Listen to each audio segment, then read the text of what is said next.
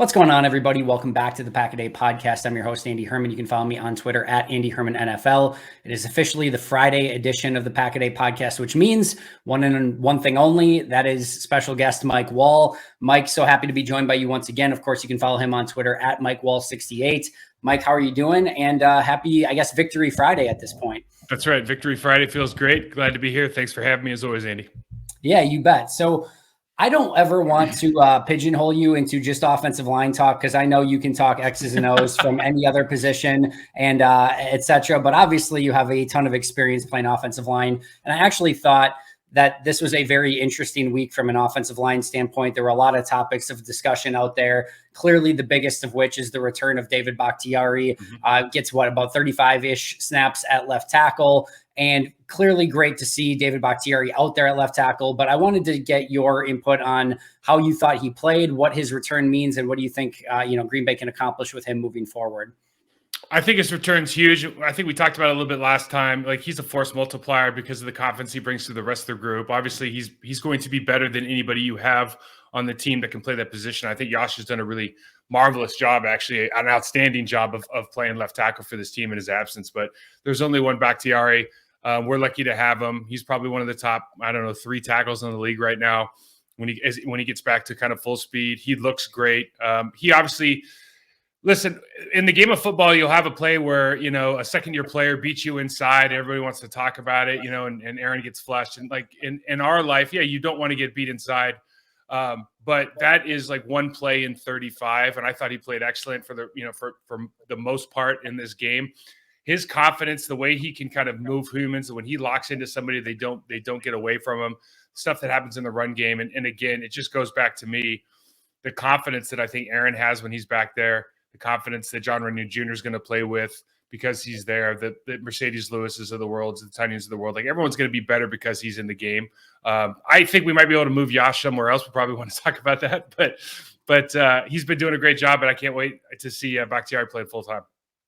I knew that I missed watching David Bakhtiari play football, but I don't even know that I knew quite as much that I missed him just as much as I did, because putting back on the All-22 and just seeing him out there and how he goes about his business. Yeah, there's so many offensive linemen that, I'm not saying like not going through the motions, but like they get the block and then that's kind of it. And Bakhtiari just has that little bit extra where he's just moving them a little bit more, and he's not even 100% yet. And he just already looks so much better than what Green Bay. And then again, that's not a diss to Yash, but it's just Bakhtiari is that freaking good. Yeah. Clearly a little bit of rust to work off, but man, I was so impressed with how he just gets back in the game. And it was, to an extent, just set it and forget it. And like you said, you could see the confidence that everyone else played with when he was out there.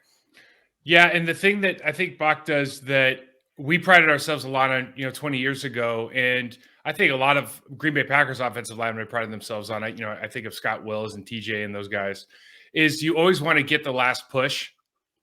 And we used to try to push the guys over the pile, and it was a little bit more liberal back then with the rules, but I always wanted to get the last push in. And Flanagan, they always wanted to get the last push. Marco would always get the last push in. Bubba Franks always wanted to get the last push in. AG. And you don't see that really that much anymore in the National Football League. And I know that the pro guys that I work with, that is like a point of emphasis on day one, because you notice it. And we as fans and as people that are kind of determining what we think of that player, we notice these things right away. Oh, he's got a little something extra to him, and it's a big deal. And so I love it. I love it from a mentality standpoint. I always love the idea that you get the defensive end, defensive tackle more worried about you than doing his job. Anytime you can do that and get them off their game that way mentally, I think it's a huge thing. So yeah, I echo everything you said. I love watching him.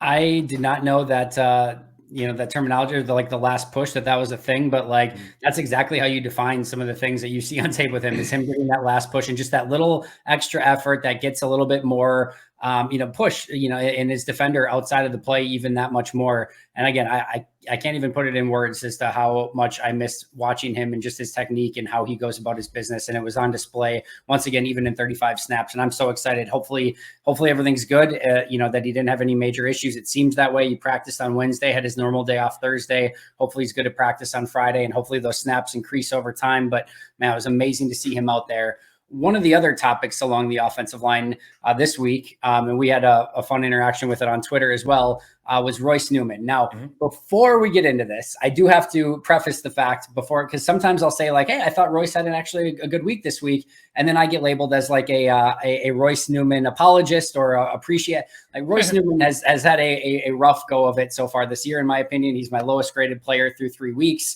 So this is not like, look how great Royce is. This is just more of a, hey, I actually thought that overall, all things considered, good Tampa Bay defense, Vita Vea along the defensive line. I actually thought he had a pretty decent week. I know Pro Football Focus had a slight positive grade on him. I had a slight positive grade on him. But I know you mentioned you saw some things maybe that you were a little bit concerned about with Royce this week. So I will always, heed your advice when it comes to offensive line play. So I'm very intrigued as to what your takeaways were on Royce this week.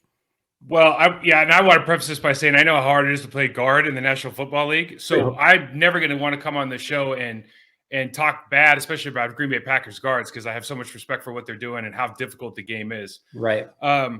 With Royce, we've talked about this a lot. I think there's a combination of things that make it difficult for him to excel at the level of maybe some of the other guys. And I think the number one thing is his physical development.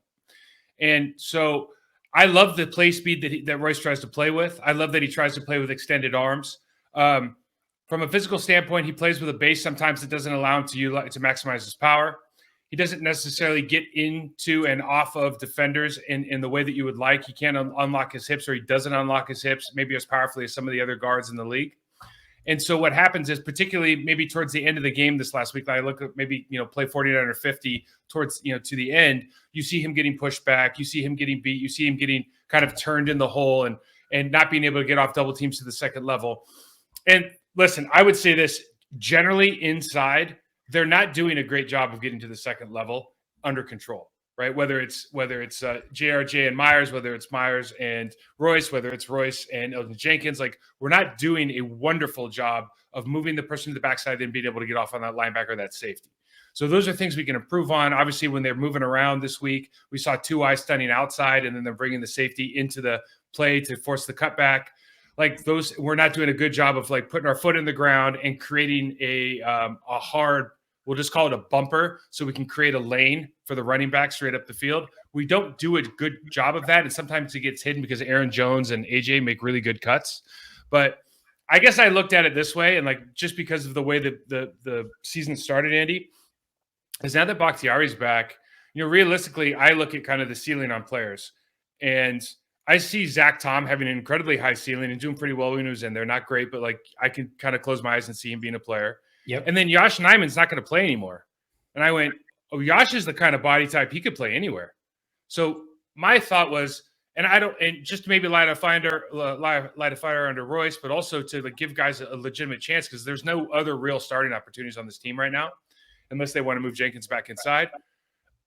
Why don't start running some guys through the right guard cycle during practice and just see what everything looks like? Because I would say the ceiling's higher with Zach Tom. Yep. And I would say that Josh is better right now, and his ceiling might be higher.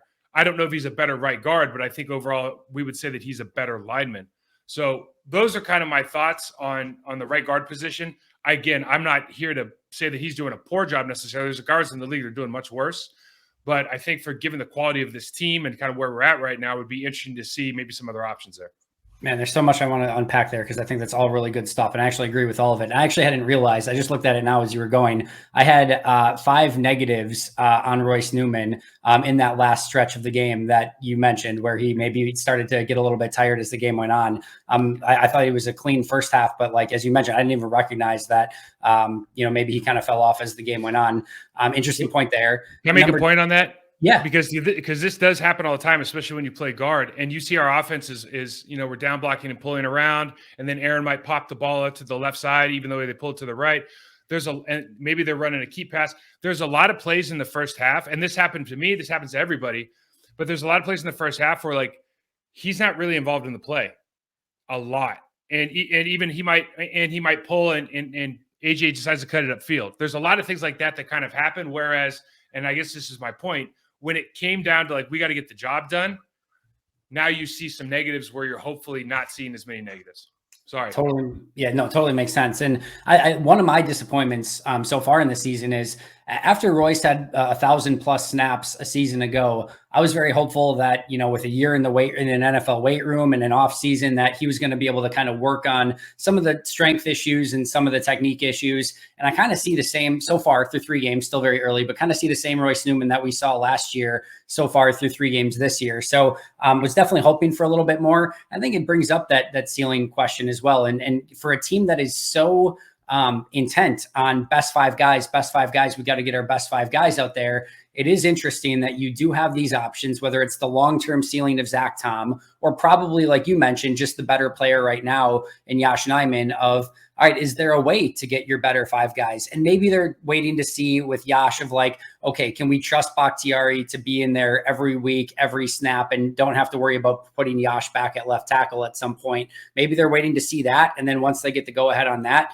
maybe they move Yosh to right and push Jenkins back inside. But it is interesting that for, again, a team that is so obsessed with putting their best 5 guys out there, it kind of doesn't seem like maybe they've done that so far this season. I think that's a good point. I don't know. I think you're probably spot on with regards to Bakhtiari. The other thing I'll say, Adam Stenavich is no longer exclusively in the offensive line room, and this isn't a dig on Bucket. Whoever I think it's Luke Buckus is the coach now. Like Adam Stenavich did an incredible job, and I don't think coaching matters in the league, and I don't know that you just replace him that easily, and you don't see some sort of flat line or maybe even a slight decline in the line play. When I look at line play this year, I see a lot of interior line blocks being missed. We just discussed, and I saw something in this game that, quite frankly, is like blasphemous if you play offensive line, and it's this. And you see this in high school, you see this in college. When you go to a loud stadium, and for fans, and for people who are listening at home, imagine you're Elton Jenkins. You've played right tackle for all of really 2.5 games your entire career. You're playing in Tampa versus Shaquille Barrett, who's got, I don't know, he's had 10+ sack seasons. Yep. There's 75,000 people in the stands. There's 1 million watching on home. You can't hear a thing. And instead of having some sort of timing snap count, you're looking into your left. Imagine tilting your entire head to your left, watching the ball get snapped, and now moving backwards, putting your head all the way back to the right and trying to find Shaq Barrett running full speed. I mean, you're asking what I would consider almost an impossible task to be really effective on. And he was doing it every single play, runner pass, under center or not. And I have no idea. Like, I haven't seen somebody do that in a long time. And he was doing it for every play. And it just goes like, you start going like, why did they not figure that out? Or why are we allowing that to happen at this stage? There's no timing. There's no rhythm. It's just, there's no offensive advantage to the snap count. Like I couldn't understand that at all. And for me, I always look at it like, is that underlying a bigger issue? Yeah. I have an interesting question for you here. When the Packers promoted Adam Stenavich to offensive coordinator, I kind of felt, or maybe even hoped, that this was going to be a title promotion, but that he was going to stick primarily with the offensive line and do some offensive coordinator stuff, because clearly Matt LaFleur still calls the plays. So I know that you need somebody in that position, but I was just kind of hoping like, all right, let's still let one of the best offensive line coaches in the NFL, cook and do what he does best. And that's coach offensive linemen. It doesn't seem, at least, when I've been at the practices, that is anywhere near what happened. It seems like Steno is clearly running the offense and he's the offensive coordinator, and Butkus is in charge of the offensive line. Is that a situation where, you wanted to keep him on the staff so badly, and maybe he's just the most qualified to be the offensive coordinator, and maybe you feel like he can help in that position? I guess I don't even know how to ask this appropriately, but it feels to me like you're almost, doing yourself a disservice by taking this guy that's so insanely good at coaching offensive linemen and moving him into another job for a promotion. Like, isn't there a way you could give him a promotion and a title change, but like still have him do the thing that he does best? Well, you can always give somebody the title of assistant head coach, and there's not anywhere to go from there. You obviously give him a pay increase.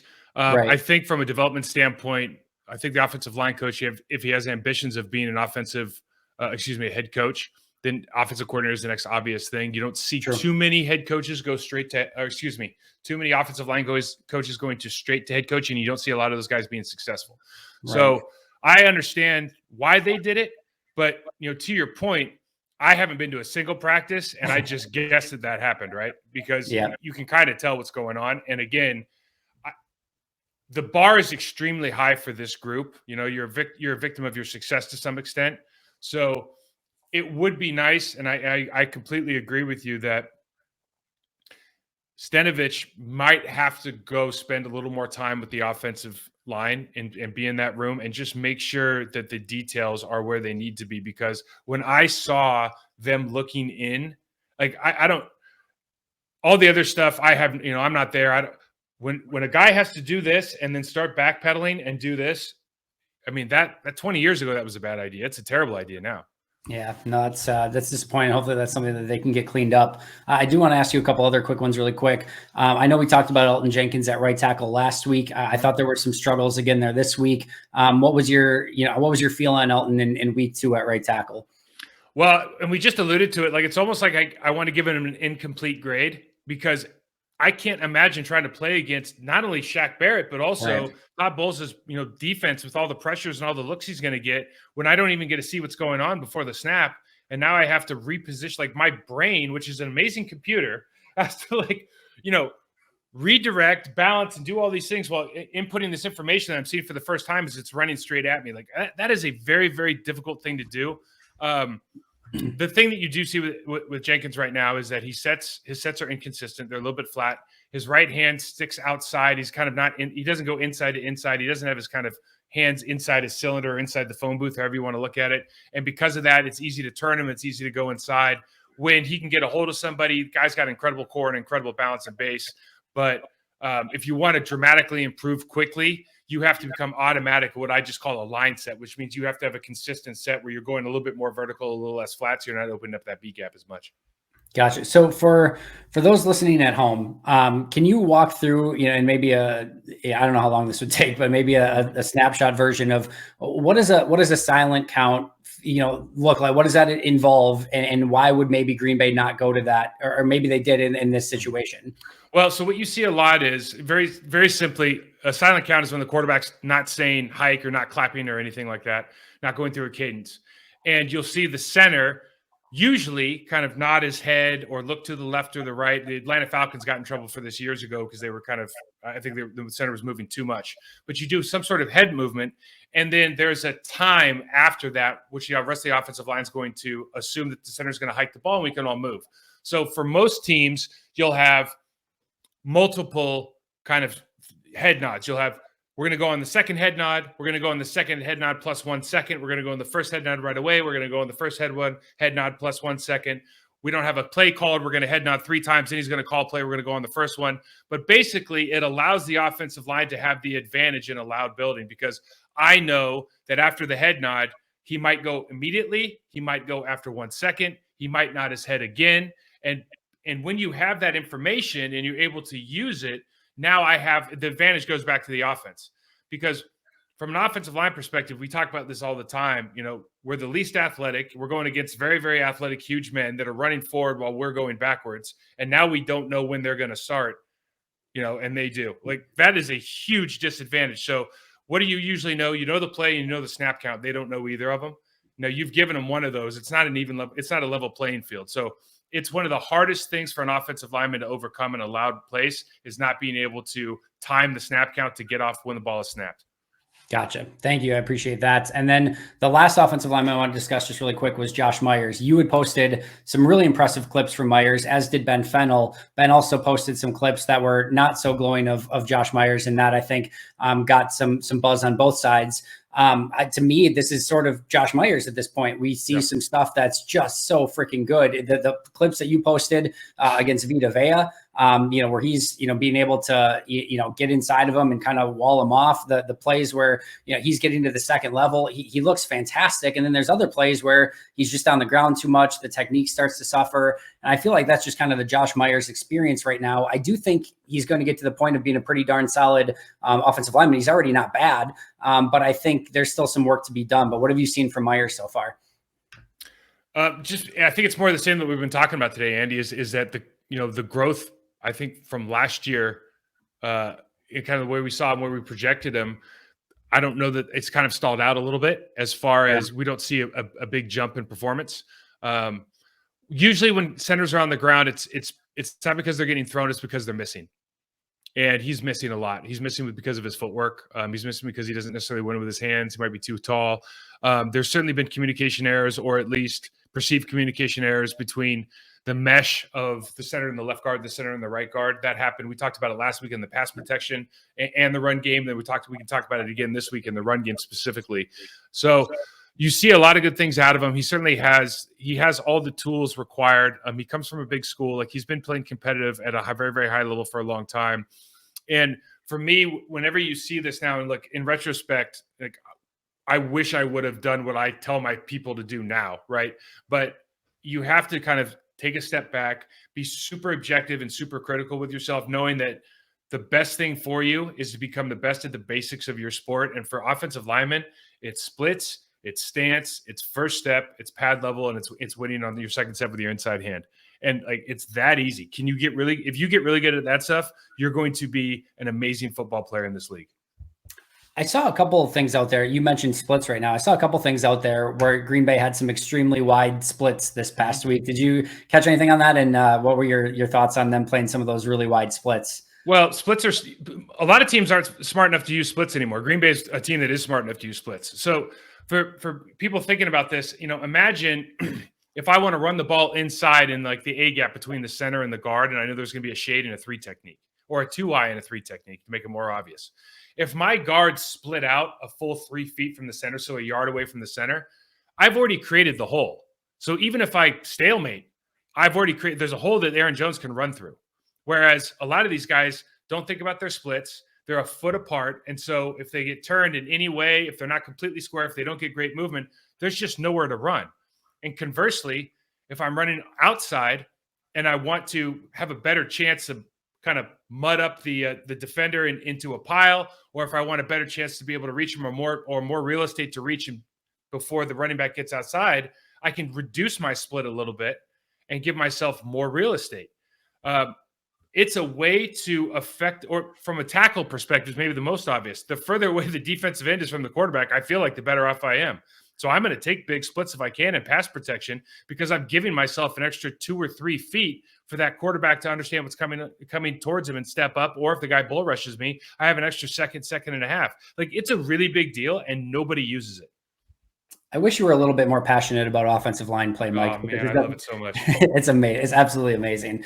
Speaking of amazing, I thought you had a really fun breakdown of the Packers this second half, specifically with Amon this week, talking about basically what Green Bay was trying to do with some of their tendency breakers, but also some of the checkdowns going to Robert Tonyan rather than Aaron Jones.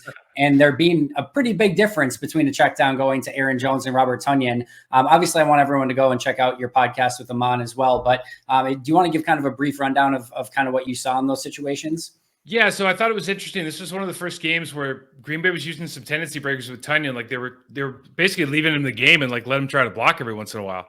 And I'm actually rooting for the guy, because I gave him a lot of grief last year because I just don't think he brings anything to the running game. And like, you have to be a complete player. Like, I played with Bubba Franks, right?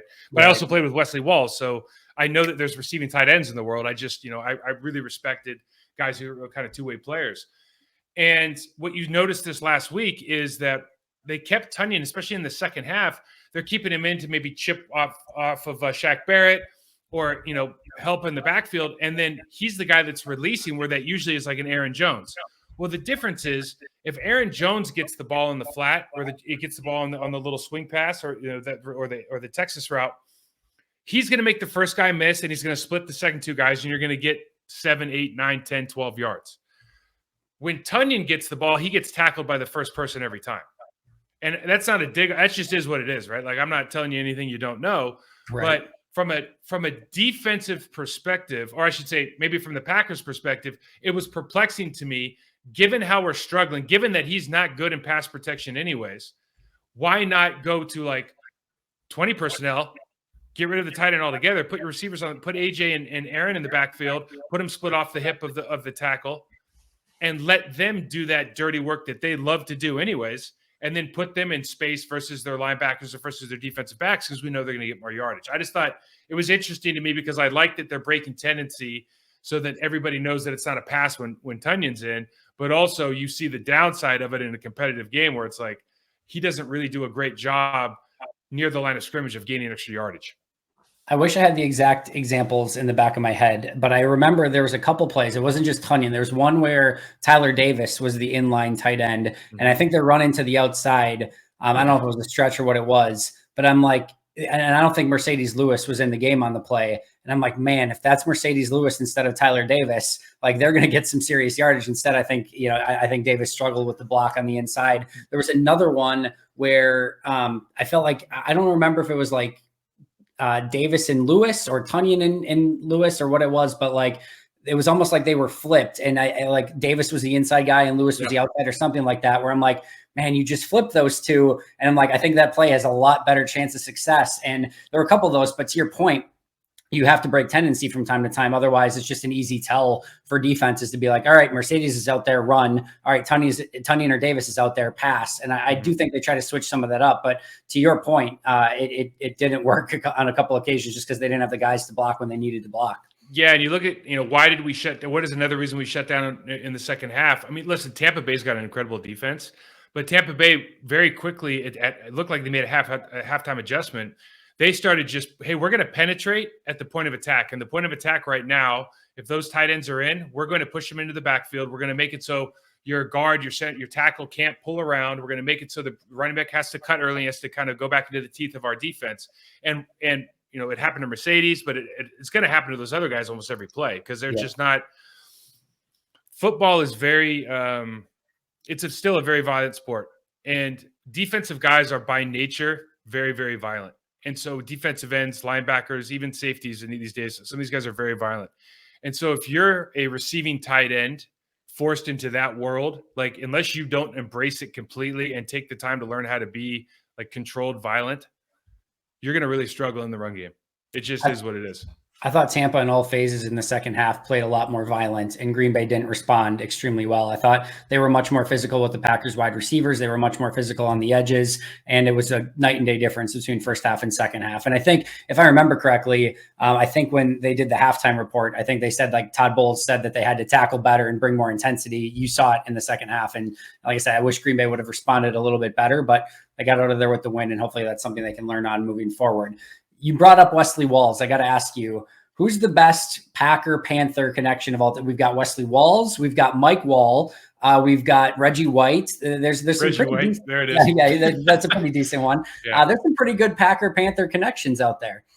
Yeah, I remember when Reggie retired and then he came back, and I remember it was like one of Tauscher's first games. I think he might have been a rookie that year, and he had to play Reggie White. And I remember that's when everybody, like when Mark Tauscher came into the league, he was kind of like the Wisconsin kid, and he doesn't really look the part necessarily.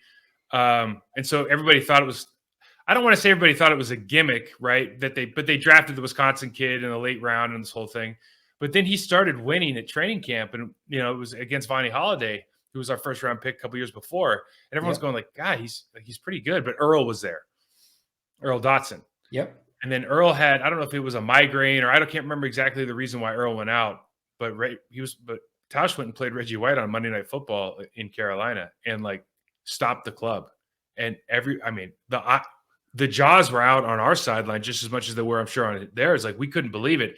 And that's when everybody knew, like, oh, like Tauscher's going to be like, he's going to be okay in this league. He's going to do just fine. He's got that Tausch center of gravity, man. But it's still to this day like one of the most impressive things I've ever seen, because nobody stopped that hump, man, and he stopped it like that. That's such a phenomenal story. Yeah, Tauscher was such a like out of nowhere 7th round pick. Like you said, it almost felt like the Cole Van Landen pick from a couple of when they picked him. You're like, all right, Bayport kid, 6th round pick, University of Wisconsin. Like it's a cool story, but like he probably nothing's except with Tauscher. It was like, oh, he can actually go, and ended up being a phenomenal offensive tackle for the Packers. All right, I want to end up with a couple things here. You posted on Twitter, it's becoming Kenny Clark Appreciation Week every single freaking week. The guy's playing out of his freaking mind. I know Aaron Donald is on a pedestal up here, but Kenny Clark is on that next group.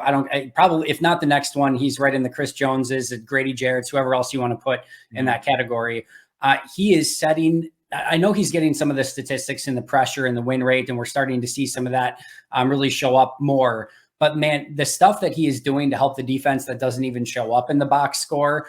You posted the one where he, gets the center 5 yards into the backfield and sort of completely disrupts the play, which is just a beautiful play. You posted the one where he's eating the double team, giving Quay Walker the opportunity to try to go make a play on Leonard Fournette, tip your cap to Fournette on the play. But like the things that he's doing to set up the edge rushers on the outside, to set up his linebackers behind him, to get pressure, to make things easier on the defensive back. You talk about force multipliers, freaking Kenny Clark, man. He's just out of his mind right now. He's playing so well. And what's awesome is you're seeing the evolution of a guy who,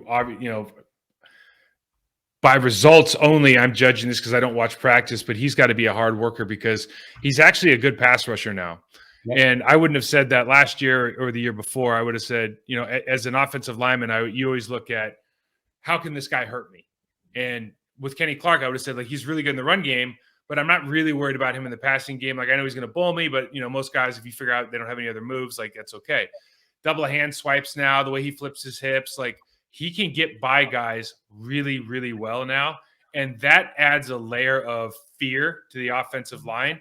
And that adds a layer of game planning to the offensive coordinator and the offensive staff that is really, you can see right now, is benefiting Devondre Campbell, Quay Walker, Rashad Gary outside, and Preston. Even Dean Lowry. I mean, everybody gets better when you have to focus on one player in particular, especially on a team that has a lot of those really, really high-level players. I really am. I can't tell you how difficult it would be to play against a guy who is tall, like his measurables, his explosion, but also the way that he's learned how to just like win with his inside hand every time, win with his first step. I mean, just like the little details of the game nerds like me like it looks at times like you're just going to lose. Like, how fast are you going to lose is the question. There's maybe one of my favorite aspects of just football in general is when you get a guy, and Kenny Clark, obviously super talented guy, 20 years old, has some of the physical gifts. And then just year after year after year, you see him master something new and just become a true master of his craft and everything that he does. And like you said, he started as kind of a really strong run defender. He really developed his bull rush and being able to push people back into the backfield. And that was kind of his go-to pass rush move. And then all of a sudden he, picks up one pass rush move and then he picks up another and he can stack them on top of each. Like, he's just gotten better every single year. And you have that starting ball of clay that was already had so much potential, connected to it. And then you just make it so good and so much better by technique and hard work. And I just love stories like that. And Kenny is clearly one of them. Yeah. And the cool thing about Kenny is, again, you can just kind of tell, first of all, I think we're from the same, area in California. So all we do is breed athletes over there. But you can just tell again that he works. And what I love about defensive linemen are getting smarter now. And they're learning that you don't have to have, like, Aaron Donald's got a ton of moves, but it's Aaron Donald. So let's just kind of put him in his own category like you did. But I always look at like the really good pass rushers. I look at Cam Wake. I look at Reggie White back in the day. I look at Warren Sapp. They had one move. And you just get really good at one move and you just kind of do the math. Like, I bet you I can beat you 5 times with this one move during the course of the game. And if you counter, I'm going to have counters off my move, but my one move is going to be really good. Like, if I'm a stab guy, then I have to have a stab chop, rip. I have to have a stab rip. I have a stab underneath. Like, I have those moves, but it's all based off of something that I'm going to get really, really good at. And you can just tell that Kenny's kind of getting to that point now where it's like, everybody's afraid of my bull. So how do I work off that outside shoulder really, really well and just start attacking that outside arm? Because guys are so scared of it. And, the sky's the limit. Rashawn Gary is I'm waiting for that with him too, is understanding. Yep. I always see him on his workouts and everything. He's like, learn how to flip his hips and wipe his hands and everything. And I'm like, that's great, man, in small space, but you're missing the bigger picture a little bit. To me, it's like, you got to people are afraid of your bull, afraid of your long arm. And from there, you can do your up and under. From there, you can do the double hand swipe. You can do all that stuff after you build off this. Like, you have to base everything on fear, right? The right tackle has to be afraid that you are going to beat him to a spot. And once you figure that out, like, the sky's the limit for all these young defensive players. Gary used a little bit of a like hesitation move this week that I think is the first time I saw him, where he just almost like kind of jogged up into the play and then like was gonna go to make a move and then just accelerated like at a ridiculous speed, like right past like just as the offensive tackles, I think wondering like what the heck is this guy doing? Like just accelerated up the field. That was a little something new from Gary. But like you said, master that first thing first and then get the counters going off of that. Clark's done it, and I could not agree more. I'm excited to see what Gary can ultimately accomplish. All right. I know you started to look ahead to Packers-Patriots a little bit and did a little bit of film work. It is on my to-do list today. I have not had a chance to look at Pat's film yet, but any key takeaways that you saw on Pat's film so far?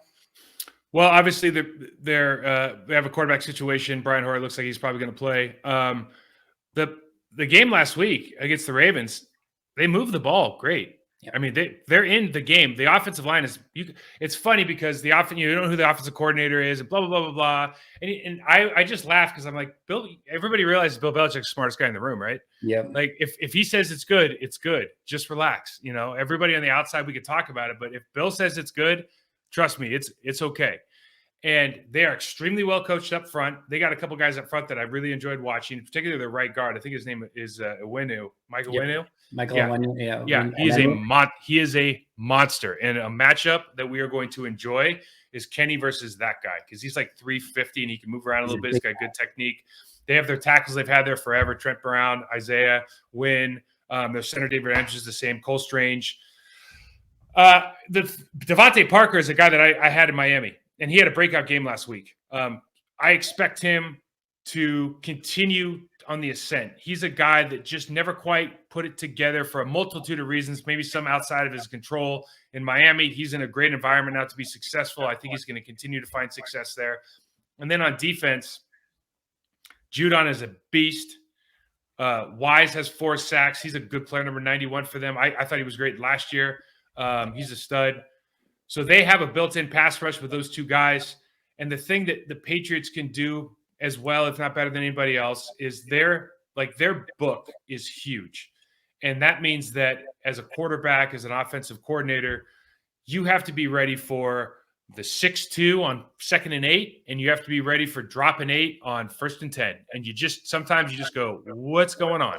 Right. And you have to be able to process that, understand it up front, how to block it, understand from a coverage perspective what your keys are, your external keys and cues are from a receiver standpoint to make the right reads, make the right cuts, be on the same page with the quarterback. I don't think Aaron's going to be tricked, but there's a lot of other moving parts on the team. And that's probably where Belichick's going to be aiming at. And Matt LaFleur talked a lot about that this week already, of like just trying to pick up tendencies from the Patriots, and what they're going to do is like just seemingly an impossibility. And it's going to be a very fun Matt LaFleur, Aaron Rodgers offense versus Bill Belichick defense sort of battle. I can't wait for that. And like you mentioned, Michael Onwenu, 6th round pick. The Patriots are the craziest drafting team ever, because they'll have like 1st and 2nd round picks that just don't amount to anything at times. And then they'll have guys like Michael Onwenu go in the 6th round and just be absolutely fantastic. That's going to be a heavyweight fight between Clark and him. I don't want to say his last name again. I was shocked last week. I shouldn't say that. I was surprised last week that we didn't see more of the Gary Tristan Wirfs game. I would have loved to. Like, that was the matchup I was looking forward to. So now I wonder, this is one of those games that you look at Cole Strange. He's a UT, I think he's from like UT Chattanooga. And like, he's another guy. He had a great combine. He's a good athlete. But if you watch him, between the ability to pressure him and maybe his eye discipline isn't what it needs to be, and then playing against a guy like Kenny Clark in his first year, I just might have Kenny set up camp over that left guard, man, and just wear him down all day. That might be the way to go. I think we'll see that. And I think against Tampa, I kind of felt bad for Preston Smith. I don't know if he caught the short end of the stick through the, course of the week or what, but like, they're like, all right, Preston, you're going to go up against Tristan Wirfs the majority of the time. And Rashawn Gary got to go against the backup offensive tackle, and tough game for Preston just because he's going up against, I think the guy that you and I both have a just crap ton of respect for in Tristan Wirfs and how good he is at right tackle. Did you see the Shaq Mason, Kenny Clark leverage battle on the one play where they both just got incredibly low and just looked like two Rams going head to head? That was one of my favorite plays of the game. Shaq, since he came in the league, man, I've always said this about Shaq Mason. He's got great feet, not great footwork necessarily, but he's got great feet, incredibly good leverage points. And listen, he had Skarnecki up there in Patriots land for 4 or 5 years. I mean, the guy knows how to play. Oh, I could go on for another 45 minutes, Mike, but we got to get out of here. Any final thoughts and anything you want to plug on the way out? We're going to do a Packers preview of the Patriot game tonight on my block podcast. Check that out. It's a 10.5 point spread right now. I think still is it still 10.5? Like that's an absurd number. I agree. I would take the other side of that if I were for entertainment purposes only. If I'm a bet man. Last week I took the Packers with points, and this week I just might take the money line because 10.5 points is a lot of points, man. I don't care where you're playing. Big time. No, I totally agree. Mike, fantastic stuff as always. Make sure to follow him on Twitter at Mike Wahle 68. You can follow me at Andy Herman NFL and the podcast at Pack a Day Podcast. Mike and I will be right back here next Friday doing this. I'll be right back here tomorrow. As always, 365 days a year. But until next time, and as always, go Pack Go.